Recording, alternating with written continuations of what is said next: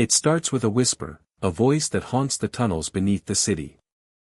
Every night at 2:13 a.m., it calls a name, and the next day, that person vanishes. No trace. No explanation. Just fear, growing deeper with every echo, every empty platform, every shadow that moves in the darkness. Tonight, we dive into the chilling story of the 213 voice, where the subway doesn't forget, and the murmurs never lie. It started quietly. At first, people thought it was just a glitch in the subway's aging intercom system. A faint voice, barely audible over the screech of trains, whispering a name before fading into static. Nothing anyone could pinpoint, nothing anyone could prove. Then it became routine. Every night at exactly 2:13 a.m., a voice would cut through the empty subway tunnels, clear enough to make riders stop, their ears straining in the near-empty stations. And every time, the name it whispered belonged to someone who would vanish the very next day. The first report came from a lone security guard on the Red Line. He swore he heard Marion Keller as he did his rounds through the echoing tunnels. Marion Keller, a young journalist, never made it home. Her apartment door was unlocked when the police arrived, and the note on her desk, simply a typed line that read, "You're next," was all that remained. At the time, she had been investigating a series of cold cases involving missing city residents. Now, her disappearance became the first in a terrifying new pattern. Word spread. Urban legend turned into fear, and fear turned into obsession. Subway riders, night shift workers, even janitors, began whispering to each other about the murmurs. They called it the 213 voice. No one knew who, or what, it was. No one could explain how it knew the names before the disappearances happened. Investigators tried to trace the source. Audio engineers examined the intercoms. Technicians dug through wiring diagrams, checked recordings, combed through security footage. But the voice was never caught on tape in a usable form. It always came as a murmur, a ripple of sound that seemed to vanish as quickly as it appeared. Then a pattern emerged.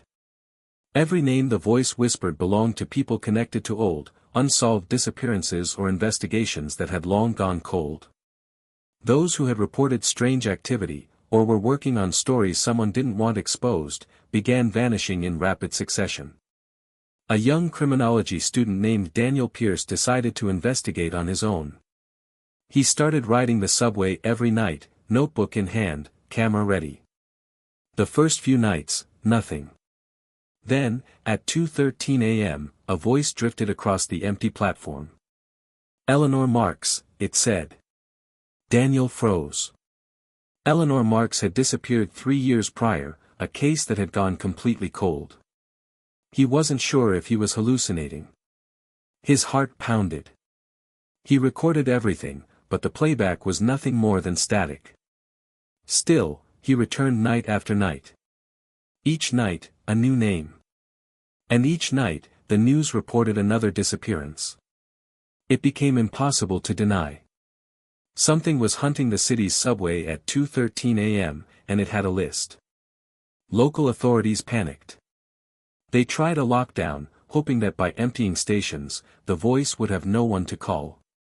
Cameras were upgraded, microphones installed, motion sensors scattered throughout the tunnels. But it didn't matter. At 2:13 a.m., the voice would always find a name. Some people tried to reason it away. A hacker, maybe, or a deranged prankster with access to the subway PA system. But no fingerprints, no hacking logs, no trace. And the disappearances continued, each name whispered vanishing as though the city itself had swallowed them whole. People began to avoid the subway after midnight. Late-night workers took taxis, students slept over at friends' places, and night shift guards started requesting transfers. Rumors grew darker. Some said if you heard the voice and didn't vanish the next day, it meant the voice had marked someone else instead. Others swore they had seen fleeting figures in the tunnel shadows, shapes with no faces, slipping behind walls as if they were part of the subway itself. One night, Daniel followed the voice deeper into the tunnels than anyone had before. It led him past maintenance doors, past abandoned stations that hadn't seen trains in decades. And then he heard it, whispering his own name. The sound froze him. His camera slipped from his hands. He ran, heart pounding, through twisting passageways, stairs, and tracks until he burst into the light of a station he didn't recognize. When he looked back, the tunnel was empty. Silent. Normal. Daniel left the city the next morning. He refused to speak publicly, but he didn't need to. The rumors had already spread.